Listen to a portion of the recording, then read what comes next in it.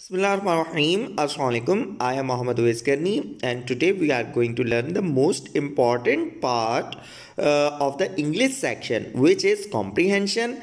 And the topic of today's class is comprehension.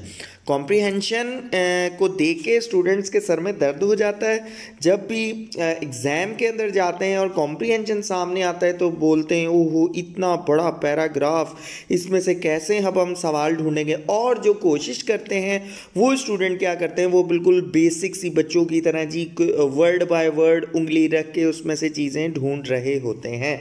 तो जी ये कुछ भी नहीं होता, ये वेस्ट ऑफ योर टाइम है, क्योंकि पहले ही आपके पास there is a shortage of time in your exam. और अगर आप अपना टाइम इस तरह कॉम्प्रीहेंशन के ऊपर ज़ाया करने लग जाएंगे, you will lose your confidence and you will waste your time.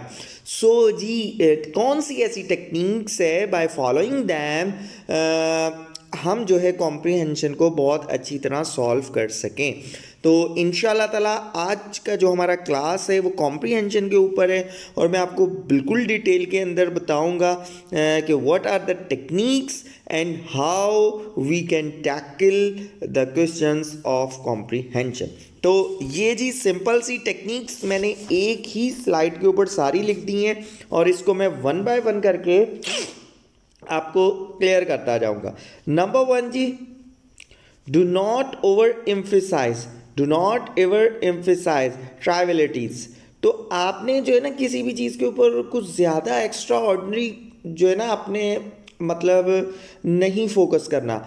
अब मैं आपको एक और बात बता दूं, कॉम्प्रीहेंशन का बेसिक पर्पस होता क्या है, ठीक है, इसी बात के ऊपर से मेरे जहन में आ रहा है और मैं वो पॉइंट क्लियर कर रहा हूँ। अब हमारे पास कुछ स्टूडेंट्स होते हैं ना, उनके पास नॉलेज होती है तो वो ओवर एफिशिएंसी दिखा रहे होते हैं। हाँ मुझे पता है ये चीज़ वहाँ भी यूज़ हुई थी, वहाँ भी यूज़ हुई थी, वहाँ भी यूज़ हुई थी। तो जी ये बात नहीं होती। कॉम्प्रीहेंशन के अंदर जो भी सवालात पूछे जाते हैं वो कॉम्प्रीहेंशन में से ही पूछे जाते हैं, वो उससे बाहर नहीं पूछे जाते। ये पॉइंट जहन में रखें। चाहे वो आपका सिनोनिम हो, चाहे वो आपका इंटरनम हो, चाहे वो किसी भी तरह की इंफॉर्मेशन हो, वो information which should be given in your comprehension. तो कॉम्प्रीहेंशन से बाहर की कोई भी इंफॉर्मेशन सोच के आपने जवाब नहीं देना। ऐसा ना हो आपके एग्ज़ाम के कॉम्प्रीहेंशन के अंदर कुछ पूछा गया और आपके पास उसकी नॉलेज है, आपने किसी किताब में पढ़ा था, किसी हिस्ट्री की बुक में पढ़ा था और कहीं से भी चीज़ें आपके दिमाग में आ रही हैं और आप उसके बेस के ऊपर अगर सही जवाब चूज़ करेंगे ओवर एम्फेसाइज करके, तो आपका जो जवाब है वो हमेशा ही गलत होगा। और जो कॉम्प्रीहेंशंस होते हैं, कॉम्प्रीहेंशन मोस्टली डिफरेंट फील्ड्स के अंदर से पूछे जाते हैं। वो आपकी फील्ड इकोनॉमिक्स हो सकती है, वो आपकी फील्ड पॉलिटिकल साइंस हो सकती है, वो आपकी फील्ड हिस्ट्री हो सकती है, वो आपकी फील्ड साइंस हो सकती है,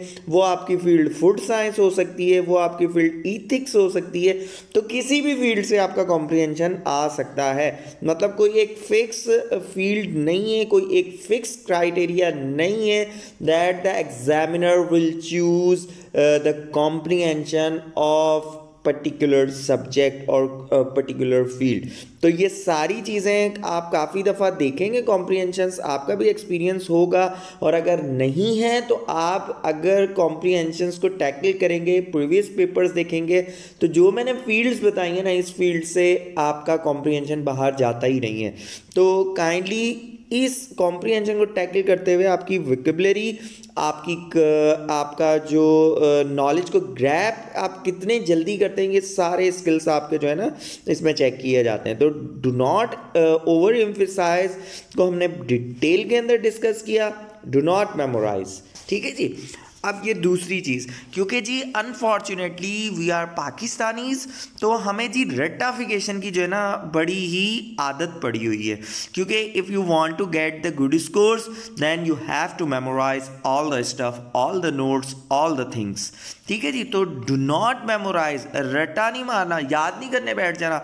अगर आप कॉम्प्रीहेंशन को पढ़ रहे हैं तो वहाँ पे आप याद करने, हाँ जी Faisal king was born in कुछ भी साल के अंदर पैदा हुए, जब आप वो साल याद करने लगे, हाँ जी इस साल में 1800 में पैदा हुए थे, 1831 में पैदा हुए, मैं एग्जांपल दे रहा हूँ, ठीक है जी। यहाँ जी 1931, अच्छा जी आगे चलते हैं। फिर उन्होंने अपनी अर्ली एजुकेशन कहाँ से ली, तो जी वो उन्होंने अपनी अर्ली एजुकेशन इस गाँव से ली। और फिर मतलब आपने कॉम्प्रीहेंशन को देख के मतलब मेमोराइज नहीं करना, ठीक है, मतलब चीज़ों को याद नहीं करने बैठ जाना कि एक होता है ना, उससे होगा क्या, you are wasting your time, और टाइम की वैसे ही शॉर्टेज होती है आपके एग्जाम के अंदर। Do not read the passage first, the most important tip for the comprehension. कौन सी जी, नंबर 3।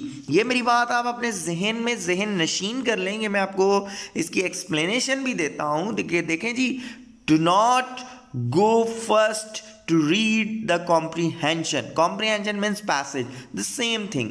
तो आपने सबसे पहले पैसेज नहीं पढ़ना। अब क्यों नहीं पढ़ना, आपके दिमाग में ये बात आ रहा होगा, सर जी क्यों नहीं पढ़े, फिर हम करें क्या, अगर हम कॉम्प्रीहेंशन ही नहीं पढ़ेंगे तो हमें पता कैसे चलेगा कि उसके अंदर इंफॉर्मेशन क्या है, और ये तो बहुत प्रॉब्लम क्रिएट हो जाएगी हमारे लिए। तो इसका सिंपल सा जवाब है, ठीक है जी। जवाब क्या है, देखिए आप गए, चले जी फर्ज कर लेते हैं कि जी ये रूल को फिलहाल साइड पर रखते हैं, फर्ज कर लेते हैं आप गए जी, आपने जाके फर्स्ट टाइम कॉम्प्रीहेंशन पढ़ा, कॉम्प्रीहेंशन ठीक है जी, आपने 2 मिनट लगे, you read thoroughly all the comprehension, आपने ऑल कॉम्प्रीहेंशन पढ़ लिया 2 मिनट के अंदर, ठीक है। उसके बाद आप आगे क्वेश्चंस की तरफ, और अब आप पढ़ने लग गए जी क्वेश्चन पढ़ रहे हैं, क्वेश्चन नंबर 1 हो गया, क्वेश्चन नंबर 2 हो गया, क्वेश्चन नंबर 3 हो गया, उनके ऑप्शंस पढ़ रहे हैं, और फिर इसके भी ऑप्शंस पढ़ रहे हैं, इसके भी ऑप्शंस पढ़ रहे हैं। तो क्या आप क्वेश्चन पढ़ के और ऑप्शंस को देख के क्या आप सही जवाब तक पहुंच जाएंगे? जी क्या जो है आपका जवाब, कभी भी नहीं पहुंचेंगे, ठीक है, आप कभी भी नहीं पहुंचेंगे। आप क्या करेंगे, आप दोबारा पैसेज की तरफ जाएंगे और वहां से फिर वो जो है ना लफ्ज़ ढूंढने लग जाएंगे कि जी ये वर्ड कहाँ है, ये वर्ड कहाँ है। तो काइंडली जी अब अगर आपने ऐसा ही करना था तो आपकी फर्स्ट रीडिंग का फ़ायदा क्या हुआ, ठीक है जी। अगर आपने दोबारा ही क्वेश्चंस को देके ऑप्शंस को देके दोबारा कॉम्प्रीहेंशन की तरफ जाना था, तो what is the importance of your first reading if you go firstly to read the passage, ठीक है जी। तो कोई फ़ायदा नहीं हुआ, तो वही आपने अपना टाइम बचाना है। अच्छा, इसकी मैं एग्जांपल आपको दूसरे तरीके से भी देता हूँ। देखें मिसाल के तौर पे अगर मैं आपको एक कमरे के अंदर 2 मिनट के लिए छोड़ दूँ, ठीक है, बोलूँ आपके पास 2 मिनट है और आपको मैं बोलूँ कि जी आप पूरे कमरे को देख लें, 2 मिनट बाद मैं आपसे सवाल पूछूंगा। अब आप जो है क्या करेंगे, हर चीज़ के ऊपर थोड़ी थोड़ी नज़र दे रहे होंगे, और मतलब आपके पास टारगेट नहीं होगा, आपने थोड़ी थोड़ी चीज़ों को देख लिया, और जब जैसे ही 2 मिनट ख़त्म हुए मैंने आपको कमरे से बाहर निकाला और आपसे पूछा जी वो जो घड़ी कमरा था, कमरे के अंदर घड़ी जो थी वो किस कंपनी की थी। अब आपने बोला मैंने तो टाइम देखा था, मैंने तो कंपनी के ऊपर फोकस ही नहीं किया कि उसके अंदर किस कंपनी की लिखी हुई है, या अगर हाँ आपको लिखा हुआ दिख रहा था बट आपके जहन में भी बात आ रही थी पर आपको याद नहीं आ रहा, पता नहीं कौन सा लिखा हुआ था। तो ये हो क्या रहा है, आप अपना टाइम जो है वेस्ट कर रहे हैं। इसी तरह ही कॉम्प्रीहेंशन को बस जो है ना ऐसे ही थॉरली पढ़ने से आपकी बिल्कुल वही एग्जाम्पल है, you don't know your targets, your questions, तो आप किस तरह एकदम ही सारी नॉलेज ग्रैब करेंगे। अब इसकी दूसरी मैं आपको एग्जाम्पल देता हूँ कि अगर मैं पहले ही रूम के बाहर आपको बता दूँ कि there are 2 minutes and you have to identify the clock, the book, the mobile, the plough, ये आपने ढूंढने, ठीक है, आपके पास 2 मिनट है। अब वो जैसे ही बंदे को 2 मिनट मिलेंगे उसको टारगेट्स का पता होगा, ठीक है, मैंने ढूंढना क्या है, मैंने वॉल क्लॉक ढूंढनी है, मैंने प्लो ढूंढना है, मैंने बुक ढूंढनी है, मैंने मोबाइल ढूंढना है, तो वो एकदम टारगेट करेगा, वो दूसरी चीज़ों को देखेगा ही नहीं। तो that is the same logic while you are dealing the comprehension. तो सेम ही लॉजिक होता है जब आप कॉम्प्रीहेंशन के साथ डील करते हैं। तो मुझे होपफुली समझ आ गया होगा कि do not read the passage carefully, why I have explain completely, कि आपको समझ आ जाए। अच्छा, अब आपने करना क्या है, अगर आपने कॉम्प्रीहेंशन में पैसेज नहीं पढ़ना, आपने सबसे पहले पढ़ने हैं जी questions, you know your targets, ठीक है, आपको ये पता हो क्वेश्चन नंबर 1 में क्या पूछा गया है, क्वेश्चन नंबर 2 में क्या पूछा गया है, क्वेश्चन नंबर 3 में क्या पूछा गया है। When you know the targets you can easily identify और get the knowledge from the comprehension. Simple सी बात है जी। ठीक है जी, आगे चलते हैं हम क्वेश्चन नंबर 4 की तरफ। Do not over emphasise on vocabulary skills and RCs. ठीक है जी, अब अगर आपसे कोई भी सवाल पूछा जाता है, लेट सपोज फ्रेजल वर्ब आ जाता है, आपके पास ईडियम्स आ जाता है, सिनोनिम इंटोनिम आ जाता है, तो आपने उसकी जो मीनिंग है अकॉर्डिंग टू योर पैसेज ही देनी है। ठीक है, अकॉर्डिंग टू योर पैसेज ही देनी है।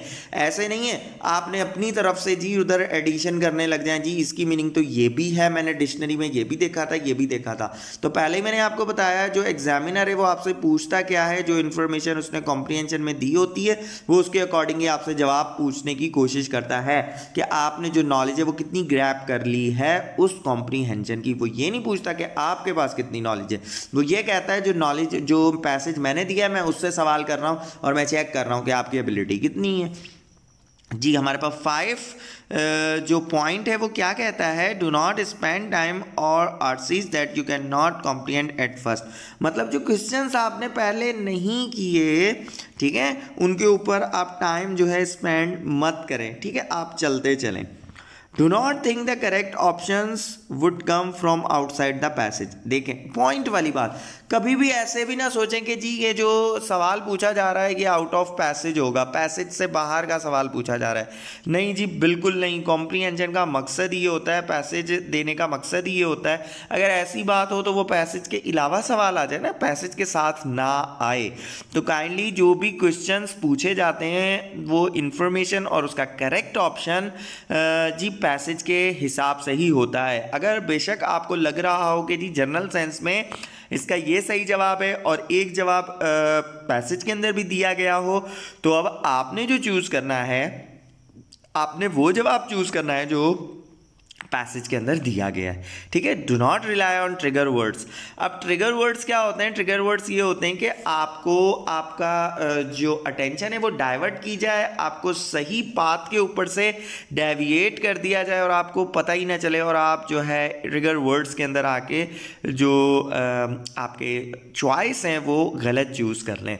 तो ट्रिगर वर्ड्स को हम पढ़ेंगे बिल्कुल अच्छे तरीके से। Try to preempt questions. ठीक है, उसके बाद opening and closing paragraph require extra focus. अब जी जो आपका ओपनिंग जो आपका पैराग्राफ होता है वो ओपनिंग की पैराग्राफ में मिसाल के तौर पे छोटा पैसेज आता है तो उसमें तो एक ही पैराग्राफ होगा ना। तो अगर एक पैराग्राफ होगा तो आपने क्या करना है, फर्स्ट और जी जो लास्ट वाला जो है ना आपका आपके पास जो 2-3 लाइन्स हैं उसको काइंडली फोकस के साथ पढ़िए, एक्स्ट्रा फोकस के साथ। क्यों जी पढ़ना है उनको फोकस के साथ?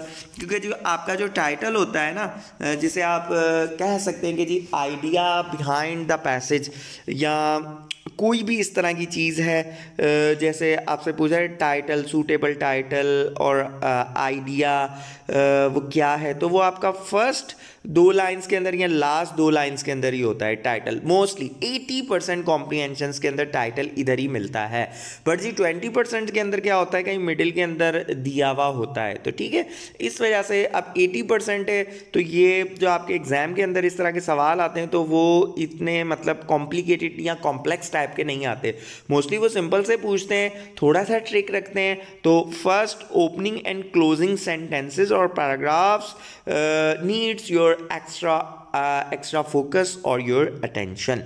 तो ओपनिंग और क्लोजिंग पैराग्राफ हो गए, लास्ट के अंदर constantly questions yourself while reading the passage. देखें आपको टारगेट्स का पता चल गया, मैंने आपको क्या बताया, रीड द क्वेश्चंस केयरफुली। आपने जी क्वेश्चंस को क्या करना है, केयरफुली पढ़ना है।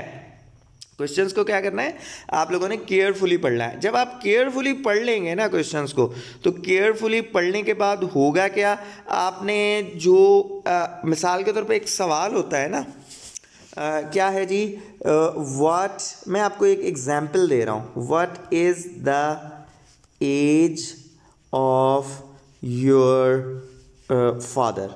ठीक है जी, अब ये है हमारे पास एक क्वेश्चन है। अब इसके अंदर ना आपके पास मेन वर्ड कौन सा है, मतलब आपने यहाँ से कीवर्ड ढूंढना है।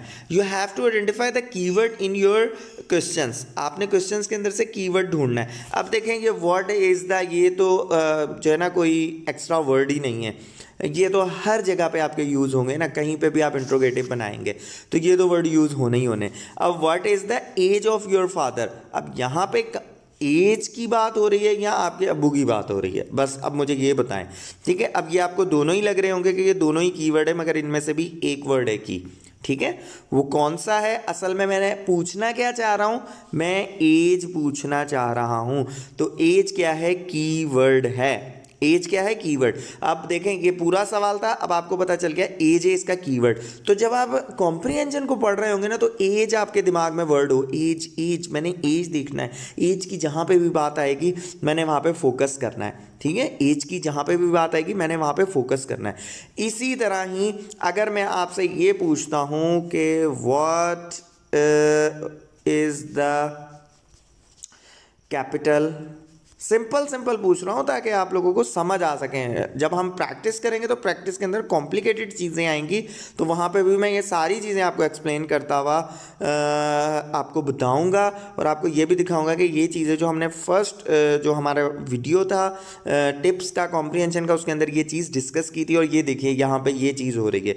तो ये अगर आपने वीडियो बहुत अच्छे तरीके से देख ली ना, तो I will give you the guarantee कि आपके कॉम्प्रिहेंशन के तकरीबन अगर 5 क्वेश्चन है तो आपके 4 क्वेश्चन तो लाजमी तौर पे सही होंगे। बाकी अगर आपकी बहुत अच्छी प्रैक्टिस है तो इंशाल्लाह ताला आपके 5 के 5 ही जो हैं वो जवाबात बिल्कुल सही होंगे। तो ठीक है जी, what is the capital of Pakistan. अब यहाँ पे जी पूछा क्या जा रहा है? ठीक, पाकिस्तान के बारे में पूछा जा रहा है? नहीं जी, पाकिस्तान के बारे में नहीं पूछा जा रहा। व्हाट इज़ तो देखें सेम यहाँ पे भी आ गया। तो we are talking about the capital. तो capital is the keyword in this interrogative sentence. So you have to identify the keywords in your all questions and you have to underline. देखें pencil use करें, मैं ये नहीं कहता कि आप pen के साथ जो है ना वहाँ पर रगड़ा रगड़ी शुरू कर दें, नहीं जी, बिल्कुल आपने इस तरह नहीं करना। आपने क्या करना है, जो भी कीवर्ड है उसको अंडरलाइन कर लें। ठीक है, पेंसिल हो बिल्कुल नॉर्मल सी, मतलब ज़ोर से भी नहीं करना, बाद में आप आराम से रबर के साथ उसको मिटा भी दें। ठीक है, हल्का सा आप निशान कर दें उस कीवर्ड के नीचे। अब आपने कीवर्ड के नीचे निशान कर दिया। ठीक है जी, while you are reading the passage, जब आप पैसेज पढ़ रहे हैं तो उससे जहाँ से भी मिलते जुलते एज के वर्ड है ना, आप उस पैसेज के अंदर भी हल्के हल्के निशान डालते जाएं। मतलब मैं आपको ये नहीं कह रहा कि जी आप बिल्कुल गहरे निशान डालें, आपने ऐसे निशान डालने कि वो सिर्फ आपको पता चले और उसके बाद आप रबड़ से मिटाएं तो आपके मिट भी जाएं। ठीक है, ऐसे नहीं है आप पेन के साथ इतना बड़ा निशान डाल दें और कहें जी कि सर उवैस ने बताया था और फिर जी आप मुझे दुआएं दे रहे हो। तो काइंडली जी ऐसा बिल्कुल नहीं करना। ठीक है जी, पेंसिल के साथ हल्का सा निशान करें। अब जब आप निशान कर लेंगे ना, मिसाल के तौर पर एज वर्ड है और जी पैसेज के अंदर वो 3 जगह पर यूज़ हुआ है। ठीक है, तो अब आपने क्या करना है, आपने करना ये है कि वहाँ पे देखना है कि उसमें सवाल में पूछा क्या जा रहा है और एज, क्या पता एज डिफरेंट एस्पेक्ट से डिस्कस हो रही हो। एक जगह पे मिसाल के तौर पे पाकिस्तान की बात ही ना हो रही हो, दूसरी जगह पे जी एज बात हो रही हो but in a general sense Provence की बात हो रही हो या किसी पर्सनैलिटी की बात हो रही हो, इसी तरह ही। और तीसरी जगह पे ओवरऑल क्या कहते हैं, एक एवरेज एज की बात हो रही हो। तो इस तरह है क्या कि आपने ये देखना है कि आपका जो क्वेश्चन है उसके अंदर आपसे पूछा क्या जा रहा है और किस चीज़ के बारे में पूछा रहा है। कीवर्ड आपको याद होगा, जो भी आपको वर्ड मिले उसको अंडरलाइन कर लें। अंडरलाइन करने के बाद फिर आप उस जो आपका बेस्ट आपको ऑप्शन लग रहा है ना, वो आप चूज़ करें। तो जी ये थे आज के tips for your comprehension. Hopefully आप को ये टिप्स जो हैं बहुत अच्छे लगे होंगे। अगर जी आपको किसी किस्म का भी कोई भी सवाल है, आपको चीज़ समझ नहीं आ रही, तो you can ask your question on my WhatsApp number. I will answer your all queries. और जी इंशाल्लाह ताला in our next video we have to discuss the comprehension, और हम एक कॉम्प्रीहेंशन को जी पूरा सॉल्व भी करेंगे। अब जो हमारी नेक्स्ट वीडियोस होंगी उसके अंदर हम जो कॉम्प्रीहेंशन है उसको सॉल्व करेंगे। तकरीबन हम 5 से 6 कॉम्प्रीहेंशन सॉल्व करेंगे ताकि आप लोगों की प्रैक्टिस हो जाए। तो काइंडली जी इन सारी टिप्स को बार बार देखिए, जो मैंने चीज़ें बताई हैं ये बहुत ही काम की हैं।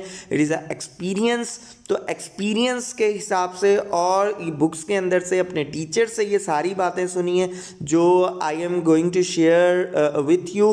तो काइंडली जी इन चीज़ों को देखिए, और अगर कोई भी सवाल हो तो you can ask on my WhatsApp number, I will answer your all questions. Inshallah ta'ala we will meet with our new video. Till that time, Khuda Hafiz.